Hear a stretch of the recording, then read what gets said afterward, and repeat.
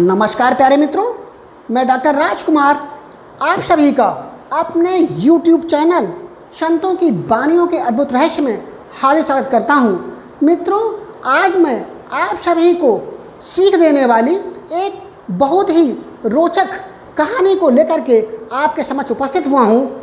मित्रों, ये जो कहानी है वो हमें ये सिखलाती है, ये बतलाती है कि मन की दशा कैसे हमको दुखी कर देती है और कैसे सुखी कर देती है। इसी प्रसंग पर आधारित ये मेरा वीडियो है। मित्रों, एक सेठ जी थे। सेठ जी के पास अकूत संपत्ति थी, बहुत धनवान थे। उन्होंने एक दिन अपने पुरोहित को, अपने पंडित को भोज पर आमंत्रित किया। पंडित जी ने भोज पर आने से इसलिए मना कर दिया क्योंकि उनका एकादशी का व्रत था। फिर भी पंडित जी ने अपने दो प्रिय शिष्यों को ये कहा कि आप आज जा कर के मेरे स्थान पर सेठ जी के यहाँ भोज करके आ जाइए। मित्रों, दोनों प्रिय शिष्य समय पर सेठ जी के यहाँ भोजन करने के लिए गए। वहाँ पर सेठ जी ने उन दोनों के साथ बहुत ही अच्छा व्यवहार किया, उनको बहुत ही अच्छे ढंग से बैठाया, भोज कराया।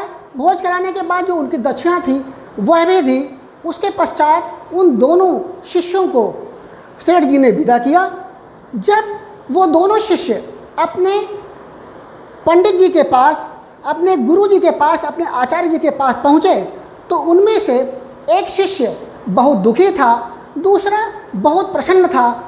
अपने दुखी शिष्य को देख करके पंडित जी ने उस शिष्य से पूछा कि प्रिय शिष्य, बताइए कि सेठ जी ने आपके साथ कोई गलत व्यवहार किया हुआ है, आपके साथ अच्छा व्यवहार नहीं किया हुआ है क्या? तब शिष्य ने कहा, नहीं गुरुजी, उन्होंने मेरे साथ बहुत अच्छा व्यवहार किया है। इसके पश्चात पंडित जी ने पूछा कि क्या सेठ जी ने आपको समान आसन नहीं प्रदान किया? तब उसके उत्तर में शिष्य ने कहा, दुखी शिष्य ने कहा कि नहीं, उन्होंने मेरे साथ समान आसन की व्यवस्था की थी, उन्होंने कोई भेदभाव नहीं किया हुआ था। तब पंडित जी ने उससे पूछा कि फिर क्या उन्होंने दक्षिणा में देने में कोई ऊपर नीचे की बात की, समान दक्षिणा नहीं दी क्या? इस पर उस शिष्य ने कहा कि नहीं गुरुजी, उन्होंने हम दोनों को 2-2 रुपये समान रूप से दिए हुए हैं।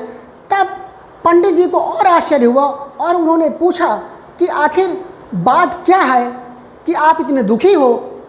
अपने पंडित जी की बात को सुन करके, अपने आचार्य जी की बात को सुन करके दुखी शिष्य ने कहा कि मेरे दुख का कारण यह है कि मैंने समझा था कि सेठ बहुत अमीर है और वो कम से कम हमें दक्षिणा के रूप में 10 रुपये तो देगा ही, किंतु सेठ जी ने जब हमें 2 रुपये दिए तो मैं दुखी हो गया हूँ।